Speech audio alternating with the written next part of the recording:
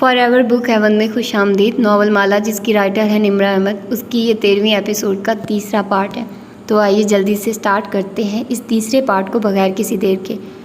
Wheel chair पर बैठे माहिर ने आंखें खोली, एक नज़र खामोश रख के फ़ोन को देखा, फिर झुक के उसे उठा लिया। स्क्रीन रोशन की तो चंद नीले टिक उसका मुंह चिढ़ा रहे थे। वो ज़ियाद के बारे में कुछ नहीं सुनना चाहती थी, वो उसकी बात का जवाब भी नहीं देना चाहती थी। बैरबल दुरुस्त कहता था, उसे कशमाला मुबीन को एक तरफ रख के अपने केस के ऊपर काम करना था। आज़ादी उसके लिए कशमाला मुबीन से ज़्यादा ज़रूरी थी। वो एक दफ़ा फिर कैद में नहीं जा सकता था। उसने ग्रीन आइज़ नामी चैट अंगूठे से स्लाइड की और उसे आर्चीव में डाल दिया। एक तरह से उसे जैन के किसी अकबी खाने में बंद कर दिया। फिर सुजैन का नंबर मिलाया और फ़ोन कान से लगाया। सुबह मुझसे मिलो, हमें अगली समात की तैयारी करनी है। उस सुबह मौसम पहले से कहीं गुना गर्म था। अजीब सी हद्दत थी जो सारे जद्दा को अपनी लपेट में लिए हुए थी। तुम्हारा फ़ोन ऑफ था? नोरा ने उसे अपने ऑफिस में दाखिल होते देखा तो फ़ौरन तनबीह की। अभी तक ऑफ है। वो संजीदा चेहरे के साथ कदम कदम चलती अंदर आए। नोरा ने ऐनक के ऊपर से बगौर उसे देखा। सुरमई अबाई में मलबूस, आस्तीन कोहनियों तक चढ़ाए, स्कार्फ सर पे लपेट के गर्दन तले अड़से, वो बिना मेकअप के संजीदा सी लग रही थी। सामने से खुले अबाए से हाई वेस्ट ट्राउज़र और सफ़ेद टॉप नज़र आता था जिसके गिरेबान पे दाग लगा था। आज वो जैसे ढंग से तैयार नहीं हुई थी।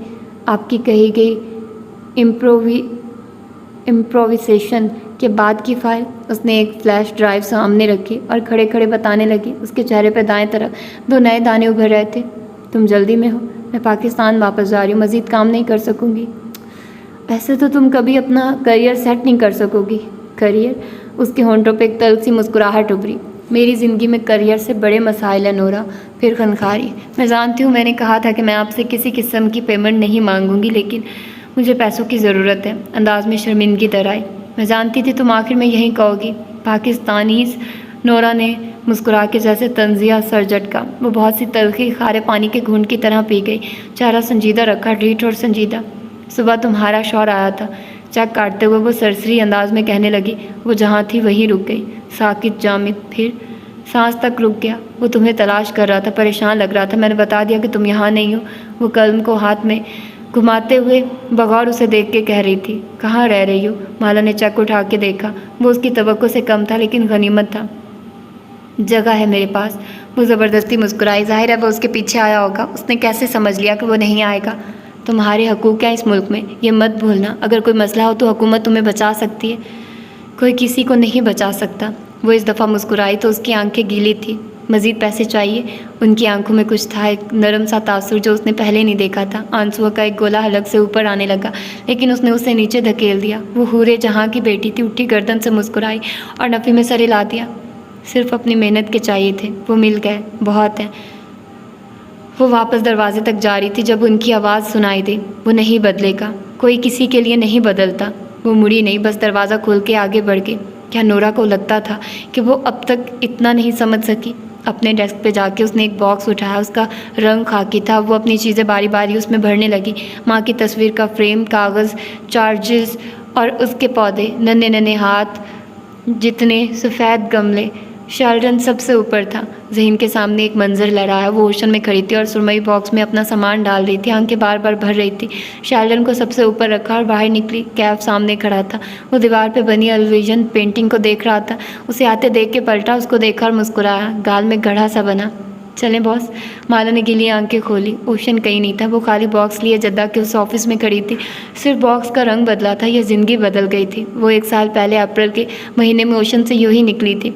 आज 1 साल बाद मार्च के महीने में वो जद्दा की उस को-वर्किंग स्पेस को छोड़ रही थी। उसका करियर अब कभी दोबारा नहीं बन सकेगा। कशमाला मुबीन करियर के हवाले से एक नाकाम औरत थी और मालिक साहब कहते थे कि वो ज़ाती ज़िंदगी में भी नाकाम हो जाए। उसने आखिरी दफ़ा उस मेन हॉल को देखा, अपने डेस्क को, खिड़की से दिखाई देते मंजरनामे को, यहाँ बैठ के काम करने की ख्वाहिश, यहाँ से अपने एक नए करियर की इब्तदा करने की तमन्ना, सब खाकी बॉक्स के साथ खाक हुआ था। वो बॉक्स लिए लिफ्ट में सवार हुई तो एक एक कदम भारी था, एक एक कदम हल्का था। लिफ्ट के दरवाजे बिल्डिंग की लॉबी में खुले। सामने शीशे की दीवारें नज़र आई जिनके पार सड़क दिखाई दे रही थी। वो किसी को देखे बिना नाक की सीध में चलती आगे आई। जब कशमाला, उसके कदम जंजीर हुए। उसे सब माला कहते थे, उसके बहन भाई भी, सफूरा भी, माहिर भी, मालिक भी, बैरबल भी, यहाँ तक कि नोरा भी। उसे कशमाला सिर्फ एक शख्स कहता था, वो जिसने उसे कभी माला कह के नहीं पुकारा था। धीरे से वो पलटी। ज़ियाद सुल्तान सामने खड़ा था। उन दोनों के दरमियान चंद फुट का फासला था। वो एक सोफ़े के साथ खड़ा था। उसने कल रात वाला लिबास पहन रखा था जो अब मलगजा सा हो चुका था। बाल माथे पे बेतरतीबी से बिखरे थे और आंखों में बहुत कुछ था, फिक्रमंदी, ज़माने भर की शिकस्तगी। वो चंद लम्हे उसे देखेगी, उसकी आंखों में कुछ भी नहीं था, उसकी आंखें खाली थी। क्या हम बैठ के कुछ देर बात कर सकते हैं? वो कहना चाहती थी कि नहीं, वो उसके साथ चंद मिनट भी नहीं गुजार सकती थी। वो रास्ता बदलना चाहती थी, लेकिन फिर मंजर बदला। वो सफ़ेद कामदार दुपट्टा सर पे पहने, अंगूठियों और मेहंदी से भरी हाथ से मुस्कुरा के सर झुकाए कागज़ पे दस्तखत कर रही थी। मौलवी साहब उससे कुछ पूछ रहे थे। शेरवानी में मलबूस ज़ियाद साथ था। वो मुस्कुरा रहा था। सब ने दुआ के लिए हाथ उठाए थे। वो दुआ आम दुआ नहीं होती, वो दो इंसानों को बांध देती है, ऐसे कि वो इतने आराम से रास्ता नहीं बदल सकते। माला ने कुछ कहने के लिए लब खोले। मंजर फिर से बदला। वो मालदीव के एक साहिल पे चल रहे थे। उसने सर पे हैट पहन रखा था। वो उसे कोई किस्सा सुना रहा था। वो हंस रही थी। हर दफ़ा कदम पीछे करते वक्त बहुत सी यादें सामने आ जाती, बुरे दिनों की अच्छी यादें। वो उसका शौहर था। वो ऐसे रास्ता नहीं बदल सकती थी। मेरे पास 10 मिनट है, उसने खुद को कहते सुना। दिमाग और जिस्म साथ साथ थे, दिल खामोश था। वो दोनों लॉबी में रखे सोफ़ों की तरफ एक साथ बढ़े। वो उसके सामने एक सोफ़े पे बैठी टांग पे टांग जमा ली। वो सामने बैठा तो टांग पे टांग नहीं जमाई, आगे को हुए सोफ़े के किनारे बेचैन सा बैठा, बाहम हाथ फंसाए मुलतजी नज़रों से उसे देखा। मैं तुम्हारे लिए इतना परेशान रहा कि तुम कहाँ चली गई हो। मैं रात से तुम्हें ढूंढ रहा हूँ। यह आपको मेरे ऊपर हाथ उठाने से पहले सोचना चाहिए था ज़ियाद। एकदम सारी यादें पीछे चली गई, जैसे किसी ने उन्हें कुएं में धकेल के ऊपर से बहुत सा पानी गिरा दिया। अब सिर्फ ऊपरी बाजुओं पे गर्म सलाखों जैसा दर्द रह गया था। Kashmala, I am so sorry, मैं गुस्से में आ गया था। क्या तुम वो सब भूल सकती हो? ऐसे जैसे कुछ हुआ ही नहीं, वो बेबसी से कह रहा था। मैंने ना कभी तुम्हें थप्पड़ वगैरह मारा है, ना सोच सकता हूँ। वो तो बस गुस्से में। मैन हैंडलिंग कहते हैं इसको ज़ियाद। उसने अपने कंधे को छू के याद दिलाया। ज़ियाद पे जमी उसकी आंखों में गुस्सा भी था और नमी भी। वो नमी जाने क्यों पीछा नहीं छोड़ती थी। आई एम सॉरी, मेरा यही गुस्सा हमेशा मुझे खसारे में ला खड़ा करता है। तुम एक ही हफ्ते में दूसरी दफ़ा मुल्क से बाहर जाने का कह रही थी। कभी अपने बॉस पे ऐसा गुस्सा किया? अगर वो एक ही हफ्ते में 2 इंटरनेशनल ट्रिप्स का कहता, कभी बॉस के बाजुओं को ऐसे झंझोड़ा कि उस पर नील पड़ जाए? नहीं ना। क्यों? वो खामोश हो गया। अलबत्ता उसकी आंखों में नमी दर आई। मैं बताती हूँ क्यों नहीं ज़ियाद सुल्तान, क्योंकि आपके गुस्से को भी मालूम होता है कि अगर बॉस पे हाथ उठाए तो वो जवाबन मार मार के लहूलुहान कर देगा। वो मर्द है, आपका रिस्क उससे बंधा हुआ है, इसलिए उसके सामने आपको अपना गुस्सा दबाना पड़ता है। लेकिन बीवी पे हाथ उठाया जा सकता है क्योंकि वो जवाब नहीं दे सकती, चाहे वो हुरे जहाँ की बेटी हो या बख्त बे की। वो डर जाती है। तेज़ तेज़ बोलते उसका सांस फूलने लगा। आई एम सॉरी, मैं वादा करता हूँ ये आइंदा नहीं होगा। मुझे खुद एहसास है कि ये बहुत गलत हुआ। आइंदा? वो गहरे गहरे सांस लेते उसे देखती रही। अभी आइंदा भी आना था। प्लीज़ मेरे साथ घर चलो, तुम जैसे कहोगी हम वैसे करेंगे। हम पाकिस्तान चले जाएंगे या जहाँ तुम कहो। समझो वो सब हुआ ही नहीं। वो आगे को हो के बैठा, मिन्नत भरे लहजे में कह रहा था। वो एक लम्हे के लिए गुंग हो गई। समझ में नहीं आया वो क्या कहे। वो ज़ियाद से लड़ने, उस पर चिल्लाने के लिए तैयार थी, लेकिन वो उसकी मिन्नत के लिए तैयार नहीं थी, उसके माफ़ी मांगने के लिए तैयार नहीं थी। दिल के कुएं से फिर वही अच्छी यादें हाथ बाहर निकालने लगी। आंसू आंखों में भर गए। वो दोनों चंद लम्हे खामोशी से उस लॉबी में बैठे रहे, सोफ़ों पे आमने सामने।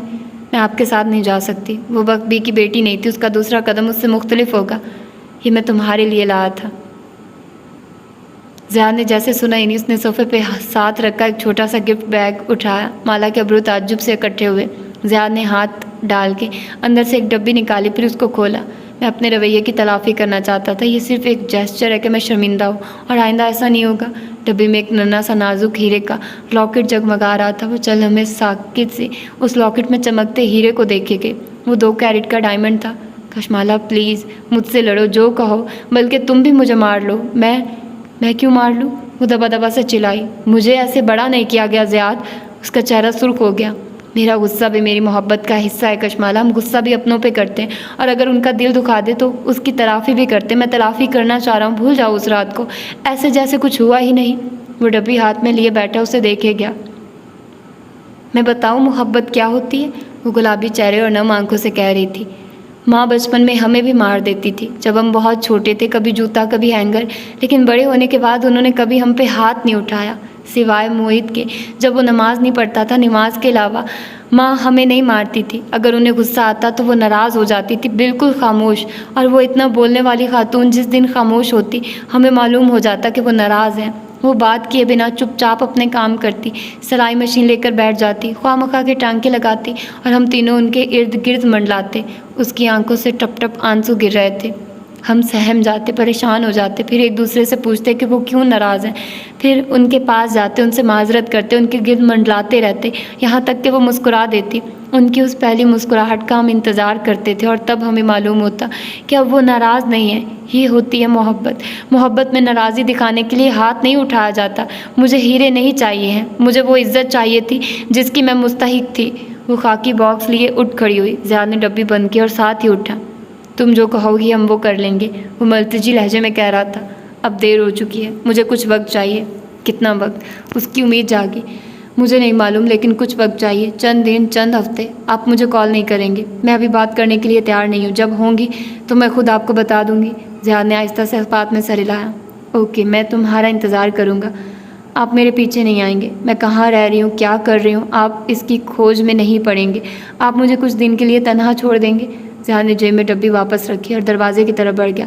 वो उसे जाते देखती रही। उसने नहीं पूछा था कि उसे पैसे चाहिए या नहीं। वो इतने दिन उसके बगैर कैसे रहेगी? उसके निकलने के बाद चंद मिनट बाद तक वो वहीं बैठी रही, गहरे सांस लेती रही। फिर टैक्सी कॉल करने लगी। बाहर सड़क के किनारे एक कार में बैठे ज़ियाद सुल्तान ने उसे टैक्सी में सवार होते देखा। फिर ग्लासेस आंखों पे चढ़ा लिए और कार उसकी टैक्सी के पीछे लगा दी। दरमियान में एक मोहताज सा फासला बरकरार था। टैक्सी एक होटल के सामने रुकी तो ज़ियाद ने चंद गज दूर अपनी कार रोक ली। वो खामोशी से उसे टैक्सी से निकलते देखे गया।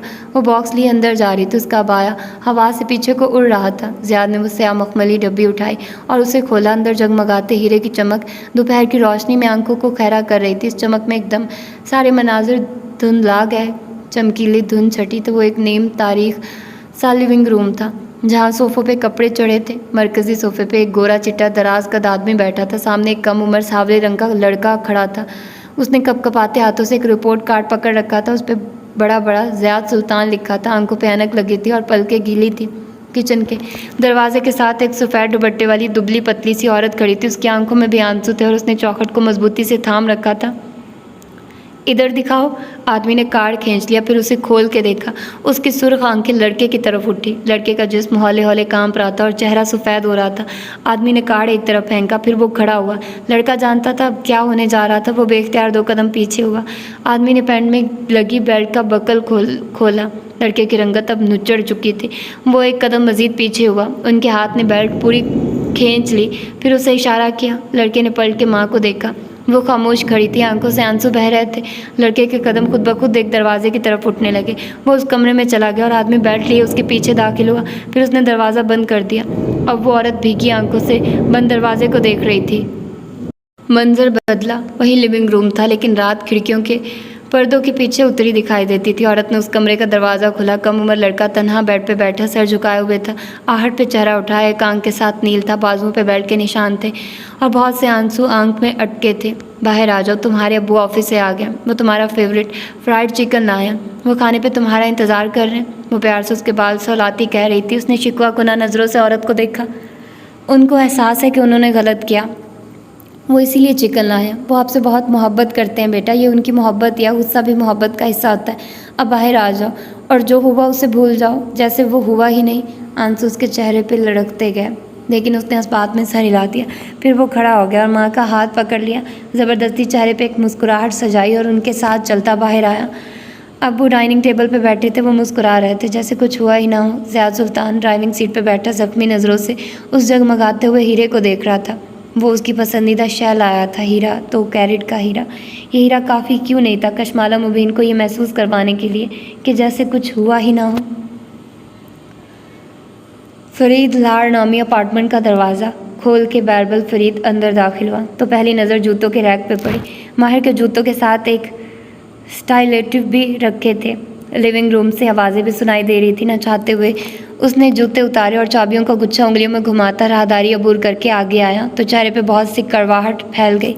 सूजी एक सोफ़े के हथ पे ऐसे बैठी थी कि टांग पे टांग जमा रखी थी। हाथ में कागज़ों का एक पलंदा था। सामने माहिर खिड़की के साथ खड़ा था। दीवार से टेक लगाए, बाजू सीने पर लपेटे, पैरों की कैंची बनाए। वो ट्राउज़र्स और टी शर्ट में मलबूस था, शेव बड़ी हुई थी, यकीनन वो ऑफिस नहीं गया था। वकुए की सुबह आप सूजी माहिर को देख के कुछ पूछ रही थी। माथे पे कटे बैंग्स और बकिया बालों की छोटी सी ऊंची पोनी बनाए, उसके चेहरे पे संजीदगी थी। मुझे याद करवाओ कि तुम कौन हो? बैरबल फरीद च्युइंगम चबाता हुआ सामने आया और उसे देख के जैसे सोचने लगा। ओ हाँ, माथे को हाथ मारा। तुम वो हो जिसने धोखे से खुद को माहिर की वकील जाहिर करके मुझे थाने से भेज दिया था? नहीं बैरबल, मैं वो हूँ जिसने तुम्हें चंद फिक्रों में ऐसे कन्विंस किया था कि तुम अपने सगे भाई को थाने में तन्हा छोड़ के चले आए थे। सूजी ने अफसोस से पलकें झपकाई। बैरबल का चेहरा सुर्ख हुआ। पहले बेबसी से माहिर को देखा, जो अब मोबाइल की तरफ मतवज्जे था, और फिर उसे, सुनो, मेरे साथ गेम्स ना खेलो। मैं ये तब से खेल रहा हूँ जब से, बहुत जब से खुद को रोका, जब से। सूजी मुस्कुराई और उसकी मुस्कुराहट बैरबल को तपाने के लिए काफ़ी थी। सैन पार्टेकलाडा विटामिनकिन चबा चबा के बोला, जब तुम एक माल्टे का विटामिन थी, एक तुर्किश मुहावरा जिसका मायने है जब तुम पैदा भी नहीं हुई थी। बैरबल, उसने फ़ोन से चारा उठा के उसे घूरा। बैरबल ने कंधे उचकाए और एल शेप सोफे के किनारे पे आ बैठा, टांग पे टांग रखी और अब के कदरे मुस्कुरा के उसे देखा। आप जारी रखें। सूजी एक नापसंदीदा नज़र उस पर डाल के वापस माहिर की तरफ मतवज्जी हुई। वो हनूज सोफे के हद पे बैठी थी और वो सामने खड़ा था। माहिर बे, आप वकुए की सुबह, वैसे तुम्हारे बाबा मालिक के दोस्त कैसे बने? रोबोट्स के दोस्त भी होते हैं क्या? अब के वो शेव खुजाते हुए कदरे सादगी से पूछ रहा था। सूजी ने जब से खुद को रोका और एक तेज़ नज़र उस पर डाली। मालिक वे दोस्तों के दोस्त हैं। उन्होंने मुझे सिर्फ माहिर की ज़मानत करवाने के लिए कहा था, लेकिन माहिर चाहता है कि मैं आगे भी उसकी नुमाइंदगी करूं, इसलिए मैं यहाँ मौजूद हूँ। आपको कोई एतराज़ है? नहीं, प्लीज़ कैरी ऑन माहिर बे। अब के उसने आवाज़ ऊंची की और लहजा तेज़, इससे पहले कि बैरबल दोबारा मदाखलत करे। जज के ज़मानत मंजूर करने का ये मतलब नहीं है कि वो आपको रिहा कर देगा। आप इस केस में बुरी तरह फंसे हुए हैं। आपका हर जवाब आपको मज़ीद फंसाएगा। मैंने गालिब नवाज़ का कत्ल नहीं किया। मैं उस वक्त मोहित की शादी में था, वो धीमी आवाज़ में कहता खिड़की से हटा और बैरबल के बाएं जानिब आ बैठा। मोबाइल उसने कहीं पीछे रख दिया था। वो अब पूरी तरह सूजी की तरफ मुतवज्जे था। शादी का फंक्शन सुबह 11 बजे शुरू हुआ था। आप वहाँ 11:30 पहुँचे थे। पोस्टमार्टम रिपोर्ट के मुताबिक कत्ल सुबह 8 बजे हुआ था। आप कत्ल करने के बाद बासानी लिबास तब्दील करके वेन्यू पे पहुंच सकते थे। सुबह 8 बजे मैं घर पे था। एक नज़र बैरबल को देखा। अपने भाई के साथ? भाई की गवाही को जज फूंक मार के उड़ा देते माहिर पे। आपका एलिबाई बहुत कमज़ोर है। फैज़ी हानम भी घर पे थी। मेरी हाउस हेल्प, मुलाजिम और भाई दोनों झूठ बोल सकते हैं। बेकार, उसने शाने अचकाए। बैरबल फरीद ने मुट्ठी भींच के जैसे बहुत मुश्किल से जब्त किया। और ये वीडियो? माहिर ने मेज़ पे रखे टैब की स्क्रीन की तरफ इशारा किया। मैं इस वीडियो में ज़ियाद सुल्तान के साथ उस कॉटेज में खड़ा नज़र आ रहा हूँ। ये रहा वो कैन और ये रहा वो लाइटर। सूजी ने एक नज़र वीडियो को देखा और फिर संजीदगी से माहिर को। अव्वल तो ये साबित नहीं होता कि ये वही कैन और वही लाइटर है, और अगर है भी तो वीडियो में आपने दोनों चीज़ों को छुआ है, यानी जाए वकुआ पे मिलने वाली चीज़ों पे आपके फिंगरप्रिंट असली हैं। इस वीडियो से कहीं साबित नहीं होता कि ज़ियाद ने ये चीज़ें उठा के क्राइम सीन पे रखी थी। भाई ने बेचैनी से पहलू बदला। स्टिक नाइफ से किसी की गर्दन नहीं काटी जा सकती सूजी, गर्दन नहीं काटी जा सकती, लेकिन शहरक काटी जा सकती है। पोस्टमार्टम रिपोर्ट के मुताबिक शहरक स्टिक नाइफ से काटी गई और गर्दन उतारने के लिए बोनसा इस्तेमाल की गई, जो कि सर्जन इस्तेमाल करते हैं। वो असल आला कत्ल है। आप उसे जैकेट में छुपा के ले गए होंगे, गलती से छुरी वहीं भूल गए और गलती से नैपकिन भी छोड़ दिया। हकीकी ज़िंदगी में 99% कत्ल केसेस ऐसे ही होते हैं। कोई कत्ल फिल्मों की तरह प्लान नहीं होता कि सब परफेक्ट हो। कातिल अपना DNA, फिंगरप्रिंट आलाए कत्ल तक छोड़ जाते हैं। वो दोनों दूबदू बोल रहे थे और बैरबल की आंखें एक से दूसरे तक का सफ़र ऐसे कर रही थी जैसे टेनिस कोर्ट में गेंद का पीछा कर रही हूँ। हम डिनर पे गए थे, मैंने वो नैपकिन वही इस्तेमाल किया था। ज़्यादा ने उसे उठा लिया होगा। इत्तेफाक से उस रेस्टोरेंट का कैमरा काम नहीं कर रहा था। उसने शाने उचकाए। शायद आपने नैपकिन खुद जेब में डाल दिया हो और कत्ल के वक्त गलती से वहाँ गिर गया हो। इससे पहले कि माहिर जवाब देता, बैरबल के सब्र का पैमाना लबरेज हो गया। आप किसकी साइड पे हैं, पहले ये फैसला कर लें। सूजी ने अब के बहुत खफकी से बैरबल को देखा। मैं सिर्फ ये बता रही हूँ कि प्रोसिक्यूटर कैसे इस केस के बखी उधेड़ेगा। हालांकि मैं सच बोल रहा हूँ। माहिर तल्ख हुआ। वो शदीद नाखुश दिखाई दे रहा था। आपके सच पे आपके दोस्त तक ने यकीन नहीं किया। अदालत क्यों करेगी? आपकी रेपुटेशन एक मैनिपुलेटर की है। आप लोगों और हालात को अपनी मर्ज़ी से इस्तेमाल करते हैं और सच को तरोड़ मड़ोड़ देते हैं। आप इस केस से ज़्यादा सुल्तान का नाम लेकर नहीं बच सकते, ज़ियाद सुल्तान का नाम लेकर नहीं बच सकते। अदालत क्यों यकीन करेगी कि अपने इस साले की शादी में आया एक टूरिस्ट आपको फंसाने के लिए इतनी बड़ी साजिश करेगा, सिवाय इस सूरत में कि सूजी ने वक्फा दिया। वो दोनों बेख्तियार उसे देखने लगे। क्या आप अदालत को वो वजह फराहम करें जो ज़ियाद सुल्तान के पास है? माहिर की गर्दन में एक गिल्टी से डूब के उभरी। ज़ियाद सुल्तान और आपके दरमियान क्या दुश्मनी है? माहिर खामोश रहा। बैरबल के तने तासुरात भी ढीले पड़ गए। लिविंग रूम में एक तनाव भरी खामोशी छा गई। माहिर बे, अब के वो नरमी से बोली, हमने ये साबित नहीं करना कि ज़ियाद ने ये कत्ल किया है। हमने सिर्फ ये साबित करना है कि आपने कत्ल नहीं किया। हमने जज के जहन में इतना सा उंगली और अंगूठी से 1 इंच का खला बना के दिखाया। शक डाल देना है कि आपको फंसाया जा रहा है और वो आपको रिहा कर देगा, लेकिन इसके लिए आपको मुझसे सच बोलना होगा। उसने कागज़ एक तरफ रखे और टैब उठा के स्क्रीन रोशन की, फिर पेंसिल उंगलियों में पकड़ी जैसे लिखने के लिए तैयार हो। मुझे जज के सामने ज़ियाद सुल्तान का एक ऐसा इमेज पेंट करना है जिससे उसको खुद ब खुद यकीन आ जाए कि वो ऐसी साजिश कर सकता है। वो स्क्रीन पे कुछ लिखते हुए पूछ रही थी, आप ज़ियाद सुल्तान के बारे में क्या जानते हैं? सबसे पहले तो वो हैंडसम नहीं है। बैरबल से रहा नहीं गया। बैरबल, माहिर ने घूर के उसे देखा। उसने दोनों हाथ उठा दिए। तमाम सॉरी। माहिर वापस उसकी तरफ मतवज्जे हुआ, फिर से अल्फाज जोड़े। ज़ियाद और मेरी दुश्मनी काफ़ी पुरानी है। वजह? वो उसकी आंखों में देख रही थी। माहिर ने थूक निकला। उसने, मुझे शक है कि उसने मेरी बहन को अगवा किया है। लेकिन आपकी बहन तो मर चुकी है। आपने उसके मेमोरियल डिनर पे खुद ऐलान किया था। प्रोसिक्यूटर वो ट्वीट दिखा के आपकी इस वजह को 1 मिनट में हवा में उड़ा देगा। माहिर फरीद ने बेख्तियार माथे को छुआ। माजी के बहुत से झूठ उसको घेर चुके थे। मैं तसही करता हूँ। खनखार के फिर से अल्फाज जोड़े। मुझे शक है कि उसने मेरी बहन को मरवाया है। क्या आप कभी पुलिस में उसके खिलाफ गए? क्या रिपोर्ट दर्ज करवाई? कोई रिकॉर्ड? माहिर ने नफ़ी में सर हिलाया। ये वजह कमज़ोर है। आपके दरमियान कुछ और भी हुआ होगा। वो गौर से उसका चेहरा देख रही थी। ज़ियाद मेरी सेक्रेटरी का। माहिर उंगलियां बाहम फंसाए सोच सोच के कहने लगा था, जब माहिर को जिस लड़की से मोहब्बत थी ज़ियाद ने उससे शादी कर ली। किस्सा ख़त्म। बैरबल, जहाँ माहिर फरीद ने बेयकीनी और गुस्से से उसे देखा, वहीं सोजी का मुंह खुल गया। अल्लाह अल्लाह, माहिर बे। उसने एक हाथ गाल पे रखा और पलके 2-3 दफ़ा झपकाई। फिर उसकी आंखों में चमक आ गई थी। ऐसे क्या देख रही हो? मैं तुम्हारा वक्त बचा रहा हूँ। ये फ़ी घंटा के हिसाब से चार्ज करती है। वो ढिठाई से कंधे अचका के बोला। माहिर लब हिंचे चंद लम्हे उसे घूरता रहा, फिर वापस सूजी को देखा तो वो मुस्कुराहट दबाए उसे देख रही थी। आप अगली समात पे रिहा हो जाएंगे, लेकिन क्योंकि हम तर्किश लोग रकाबत को बहुत सीरियसली लेते हैं। वो एकदम जोश से कहने लगी, कैसे? बैरबल चौंका, अलबत्ता वो उठ खड़ा हुआ। उसका मूड सख्त ख़राब हो चुका था। 2 मर्दों में मसाइल 3 वजूहात की बिना पे होते हैं। सोजी ने बंद मुट्ठी से एक उंगली निकाली, पैसा। दूसरी उंगली निकाली, अथॉरिटी। आखिरी उंगली और औरत। माहिर खिड़की के साथ जा खड़ा हुआ। बेख्तियार पट खोल दिए। ताज़ा हवा अंदर आने लगी। उसे घुटन सी हो रही थी। हम अदालत को ये बता सकते हैं कि ज़ियाद एक जेलिस शौहर था। तुर्की ज़बान में हम उससे रकीब कहते हैं। उसको मालूम हो गया कि आपका उसकी बीवी के साथ अफेयर था, इसलिए उसने रकाबत में ऐसा किया। नहीं। उसने पलट के उन दोनों को देखा तो उसके माथे पे बल थे और जबड़े की रगें तनी हुई थी। मैं ऐसा कुछ नहीं करूँगा क्योंकि मेरा अफेयर नहीं था। बेशक ना हो, मगर आपको अदालत को ये कहना पड़ेगा। अगर आपको आज़ादी चाहिए तो आपको एक ज़रा से झूठ से खुद को महफूज बनाना होगा। मैं हर रोज़ अदालत में रकाबत के केसेस देखती हूँ माहिर भाई। जजेस अफेयर्स को पसंद नहीं करते, लेकिन वो आपकी बेगुनाही पे यकीन कर लेंगे। रकाबत एक बहुत बड़ा फैक्टर है जो अल्लाह अल्लाह, औकात हानम।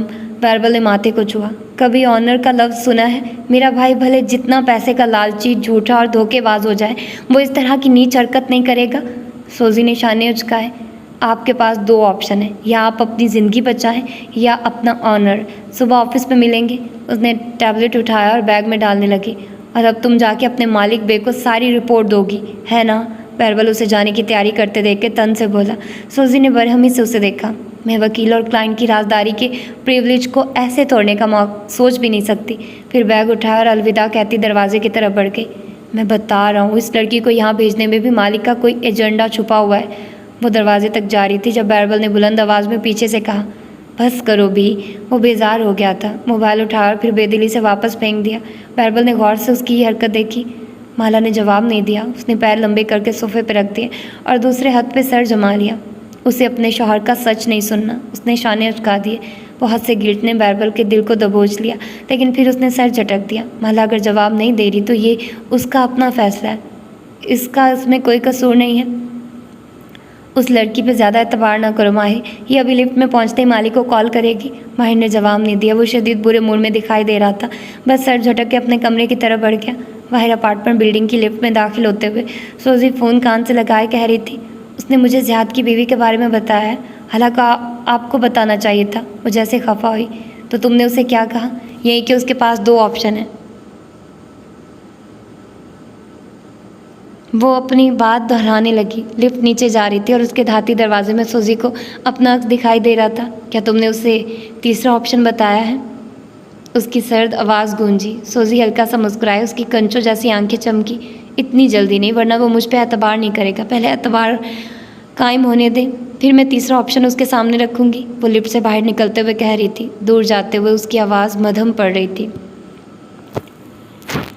माला ने हाथ बढ़ा के दरवाज़ा धकेला। वो खुलता चला गया। वो लॉक नहीं था। उसे जैसे हैरत हुई, ये लॉक्ड क्यों नहीं था? वो एक सफ़ेद सा हॉल था। बहुत सी फर्शी मेज़ें और कुशन रखे थे, लेकिन वो खाली था। वहाँ कोई जीनस ना था। हॉल में कोई खिड़की थी ना कोई दरवाज़ा। महज वो दरवाज़ा खुला था जिससे वो दाखिल हुई थी। उसके साथ दिन की रोशनी भी अंदर आई थी। उसका रुख एक दूसरे दरवाजे की जानिब था। उसे जैसे मालूम था कि उसे यहीं जाना है। वो कदम कदम चलती उस दरवाजे तक आई। हैंडल पे हाथ रखा तो फिर से हैरत हुई। वो भी लॉक्ड नहीं था। माला ने उसे धकेला। वो खुलता चला गया। अंदर कमरा खाली था, सिवाय दीवार से लगी एक स्टडी टेबल के। उस टेबल पे कुछ भी ना था। वो किसी कैनवस की तरह कोरी थी। वो उसके साथ रखी कुर्सी पर बैठी थी। उसने लंबा सफ़ेद नाइट गाउन पहन रखा था जिसके गिरेबान पे फ्रल थी। लंबे घुंघराले बाल कमर पे गिर रहे थे। हिलाल आहट पे उसने चेहरा मोड़ के देखा। माला को आते देख के वो मुस्कुराई। उसके गाल में डिम्पल सा पड़ता था। वो इस डिम्पल को पहचानती थी। वो उन भूरी आंखों और बेतहाशा मुड़ी हुई पलकों को भी पहचानती थी। दरवाज़ा खुला था। वो तहीर से कहती अंदर आई। हिलाल मुस्कुरा के उसे देखे गई। माला उसके सामने ज़मीन पे पंजों के बल बैठी, ऐसे कि अब दोनों के चेहरे आमने सामने थे। दरवाज़ा लॉक नहीं है हिलाल, मुझे मालूम है। वो मुस्कुराई। उसके होंठ नहीं हिल रहे थे, लेकिन वो उसकी आवाज़ सुन सकती थी। फिर तुम खुद क्यों नहीं यहाँ से निकल जाती? उसकी आवाज़ में नरमी थी। फिर उसने धीरे से हिलाल के हाथ थामे। वो सर थे। प्लीज़ मुझे पुकारना छोड़ दो। उसने उसके हाथ दबाए। उसकी आंखों में मिन्नत थी और आंसू भी। मेरी अपनी ज़िंदगी इस वक्त बहुत मेस्ड अप है हिलाल। मैं तुम्हारे लिए कुछ नहीं कर सकती। तुम्हें खुद को खुद बचाना है। फिर उसने दरवाज़ा छम्बे से दोबारा दरवाजे को देखा। दरवाज़ा खुला है। तुम जब चाहो भाग सकती हो माला। वो अनुज मुस्कुरा रही थी। मैं तुम्हें नहीं पुकार रही। फिर किसको? उससे उलझन हुई। अपनी माँ को शायद। उसने सोचा। कहा नहीं, मैं इंतज़ार कर रही हूँ। हिलाल के होंठ अब भी नहीं हिले। किसका? मैं इंतज़ार कर रही हूँ। वो मुस्कुराते हुए बिना होंठ हिलाए कह रही थी। उसकी आवाज़ में एक दूसरी आवाज़ मुखल हुई। चाइम 1 2 3। माला ने चौंक के आंखें खोली। फिर तेज़ी से उठ बैठी। वो अपने होटल रूम में थी और कमरे में सिर्फ एक लैंप जल रहा था। उसने अपनी आंखों को छुआ। वो अभी तक नम थी। उसने कराह के कन पट्टियाँ थामी। ओह हिलाल, मेरा पीछा छोड़ दो। मैं तुम्हारे लिए कुछ नहीं कर सकती। मेरी अपनी ज़िंदगी में बहुत से मसले हैं। आंखें खोली तो ध्यान उस चाइम की आवाज़ तक गया। उसकी ईमेल टोन। दिल भारी हुआ। क्या ज़ियाद उसे ईमेल कर रहा था? मोबाइल उठा के रोशन किया तो लम्हे भर के लिए वो जहाँ थी वहीं रह गई। ज़हीर, मैं इस्लामाबाद में एक नया रेस्टोरेंट खोल रहा हूँ, साथ में एक बुटीक बेकरी भी, और मैं चाहता हूँ कि तुम मेरे साथ काम करो। इस दफ़ा मैं तुम्हें पार्टनरशिप से कम कुछ नहीं ऑफ़र करूँगा माला। कोई छुपी हुई टर्म्स नहीं। मुझे कशमाला मुबीन जैसी पार्टनर नहीं मिलेगी। मुझे नहीं मालूम तुम शादी के बाद कहाँ गई हो, लेकिन मुझे उम्मीद है तुम ज़रूर आओगी। उसकी पलकों के किनारे एक दफ़ा फिर से भीगने लगे। लम्हे भर के लिए वो दिन याद आया जब वो बॉक्स में सामान डाल के ओशन से निकली थी। एक रास्ता खुल गया था। वो इस्लामाबाद वापस जा सकती थी। वो एक नई ज़िंदगी शुरू कर सकती थी। वो बिस्तर से उठी और पर्दे खोल दिए। नीचे नीला तालाब दिखाई दे रहा था। असर की रोशनी सारे में फैली थी। वो जाने किस वक्त आके सोई थी। वक्त का ध्यान ही नहीं रहा था, लेकिन उस वक्त एक ख्याल सब पे हावी था। वो इस्लामाबाद वापस जा सकती थी। उसे इस मुल्क से निकलना था। उसे कोई फ़ैसला लेना था। जहन में बहुत से सवालिया निशान खड़े हो गए और सिर्फ एक शख्स था जिससे उसे साफ गो जवाबात की उम्मीद थी। मुझे आपकी मदद चाहिए। वो खिड़की के साथ कुर्सी पर बैठी, पैर मेज़ पे रखे, फ़ोन कान से लगाए हुए थे। निगाहें खिड़की में रखे पौधे पे जमी थी जिसके किनारे डूबते सूरज की गुलाबी रोशनी में दमक रहे थे। पैसे चाहिए? मालिक फरीद की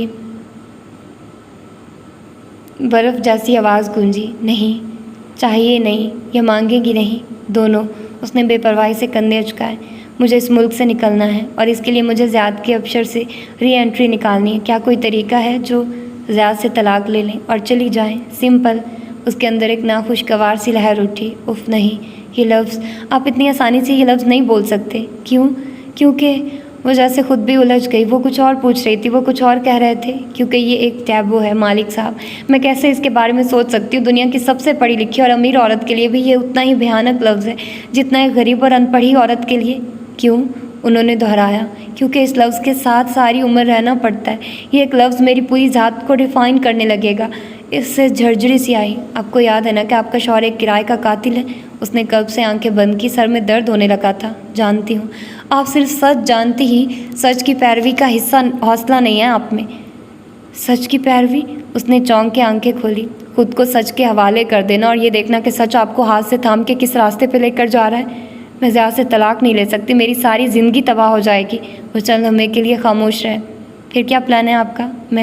वो खनखा रही है। अल्फाज जोड़े। मैं पाकिस्तान जाऊँगी, ज़िंदगी दोबारा शुरू करूँगी, लेकिन मैं उसके साथ नहीं रहूँगी जैसे बहुत सी औरतें रहती हैं। हमारी फैमिली में बहुत सी औरतें ऐसी हैं जिन्होंने तलाक नहीं ली और अलग हो गई, शायद इसलिए कि उनके बच्चे थे, आपके नहीं हैं। एक तशक्कुर भरी सांस उसके लबों से खारिज हुई। शुक्र है, होंगे भी नहीं। उसने सोचा, कहा नहीं। वो एक फ़ैसला उसके सारे गलत फ़ैसलों पे भारी था।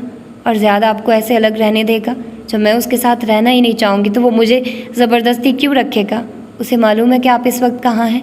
नहीं, यानी आपको ये गलत फहमी है कि उसने आपका पीछा नहीं किया होगा। मालिक साहब, उसकी आवाज़ में बेजारी दर आई। वो कोई क्रीपी सा आदमी नहीं है जो मेरा पीछा करेगा। ऑफ कोर्स वो क्रीपी नहीं है, वो सिर्फ एक कातिल है। उसके जुराइम एक तरफ, मेरे साथ उसका रिश्ता अलग है। वो मुझे इस्तांबुल जाने से नहीं रोक सका था। वो मेरे साथ किसी किस्म का ज़बरदस्ती नहीं कर सकता। मैं अपने हकूक़ जानती हूँ। वो तल्ख हुई। वो क्या पूछ रही थी और वो बात को कहाँ से कहाँ ले गए थे? शायद माहिर ठीक कहता था। किस बारे में? यही कि ज़ियाद ने आप पे सहरे इश्क किया था। वो जहाँ थी वहीं ठहर गई। फ़ोन कान से हटा के उसे घूरा, फिर वापस कान से लगाया। व्हाट? उसकी हैरत बेजारी में बदल गई। ओह, माहिर ने ये थ्योरी आपसे शेयर नहीं की थी। उन्हें जैसे अपनी गलती का एहसास हुआ। ये दुनिया की सबसे बचकाना बात है। उसका चेहरा गुलाबी पड़ने लगा। वो ये समझता है कि ज़ियाद ने मुझ पे कोई जादू। What nonsense. उफ, शिद्दत गैस से उसने मुठ्ठियाँ भींच ली। यू नो व्हाट, आप सब एक जैसे हैं। आप सब ये समझते हैं कि हर चीज़ में मेरा कसूर है। मुझे आपकी कोई मदद नहीं चाहिए। मुझे वाकई आपकी फैमिली से दूर रहना चाहिए। उसने गुस्से से फ़ोन बंद कर दिया और पावर का बटन दबा दिया। मालिक साहब, ऐसी ईमानदारी, अपनी ईमानदारी अपने पास रखें। उसे उनकी ज़रूरत ना थी। डूबते सूरज को देखते हुए वो गहरे गहरे सांस लेने लगी। उसे फैमिली डिनर याद आया। माहिर सहरे इश्क के बारे में कुछ बता रहा था। वो उसे सुनवा रहा था। वो ज़ियाद को सुनवा रहा था। उफ, वो उसे क्या समझता था? उसकी कोई मर्ज़ी नहीं थी। वो कोई गुड़िया थी जिसे कोई जादूगर अपनी मर्ज़ी से जिस जानिब चाहे मोड़ दे। अच्छी बात है, पड़ा रहे वो जेल में अपनी थ्योरीज़ के साथ। उसे अब माहिर फ़रीद की फ़िक्र करने की कोई ज़रूरत नहीं थी। तो ये थी उसकी 13वीं एपिसोड का तीसरा पार्ट। होपफुली कि आप लोगों को पसंद आया होगा। और आप लोग देख ही रहे हैं कितना अजीब सा नावल है। मतलब माला की मुझे भी समझ नहीं आती है, अजीब यार। लेकिन उसके जो भी ये कॉन्सेप्ट हैं, ये आम औरतों के कॉन्सेप्ट होते हैं।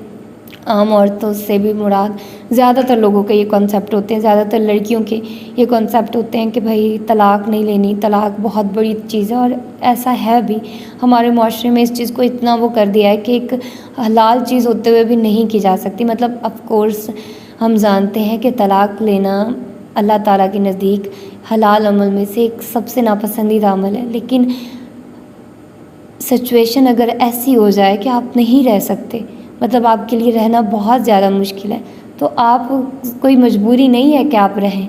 और ये कातिल है। कत्ल कोई इतना, वो कोई छोटी चीज़ तो नहीं है ना। वो इंसान कातिल है। कत्ल भी वो ऐसे करता है कि मतलब क्या कहते हैं, वो कौन सा कातिल होता है जो बहुत ज़्यादा कत्ल करता है? मुझे सीरियल किलर ऐसे ही है ना कुछ। हाँ, तो वो इस तरह का कातिल है, मतलब अजीब। और वो कह रही मैंने तलाक नहीं लेनी।